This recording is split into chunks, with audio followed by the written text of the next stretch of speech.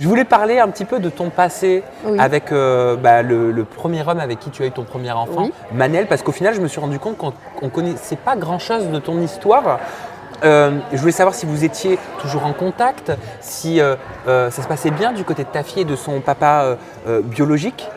Alors, Manel s'entend mais hyper bien avec son papa. Moi aussi, je m'entends super bien avec son papa. On a notre petit rythme de croisière. Tout se passe bien. Manel, on va dire qu'elle a deux papas parce qu'elle s'entend hyper bien avec Oliver. Son père, c'est son papa et elle aime de tout son cœur. Et en fait, on a réussi à faire une famille.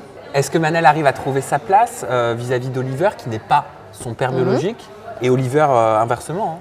Alors, même si les gens ont du mal à croire, oui, Oliver a sa place, Manel a sa place. Et Manel et Oliver sont hyper complices. Limite, ils sont plus complices que Manel et moi. Eux deux, ils sont hyper complices, ils aiment les mêmes choses. Le cercle entre le papa de Manel, Oliver, tout ça, ça se passe très bien. En fait, on communique. C'est simple, on communique, on se dit les choses. Parce que ce n'est pas, pas le cas de tous les couples recomposés. On Exactement. entend énormément d'histoires et de problèmes. Quel est votre secret? Qu'est-ce qui fait que ça fonctionne d'après toi? Je pense que c'est la communication. Je pense qu'il faut communiquer et surtout ne jamais parler mal du parent séparé, par exemple. J'ai jamais parlé mal du papa de Manel à Manel. Et le papa de Manel n'a jamais parlé mal de moi à sa fille. Donc du coup, Manel, pour elle, il y a toujours eu de l'amour. Même si de ton côté, tout n'a pas été toujours très rose. Parce que je sais qu'à l'époque, tu avais repris plusieurs boulots, je crois. Tu avais cumulé des boulots pour pouvoir t'en sortir. Bien sûr, j'ai cumulé plusieurs boulots pour m'en sortir quand je me suis séparée. J'ai rien lâché. Mais ça regardait que le papa de Manel et moi.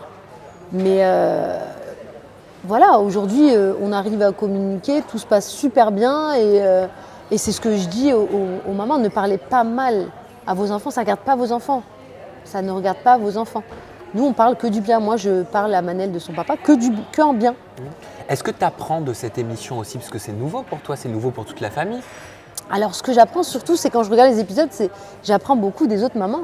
T'apprends quoi? Par exemple, je trouve que la fille de Julia parle hyper bien et qu'elle est toujours à lui montrer plein d'activités, plein de trucs. Et je me dis, Stan, tu vois, par exemple, elle fait des jeux d'éveil. Je dis, ah, ça, c'est un truc que je pourrais faire ou on ne pense pas forcément. Mais il y a toujours un petit truc chez toutes les mamans.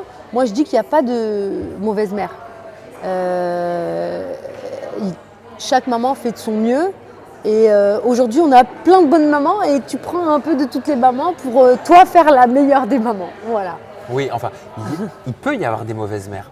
Il y a des mères qui abandonnent leurs enfants, il y a des mères qui s'en occupent pas.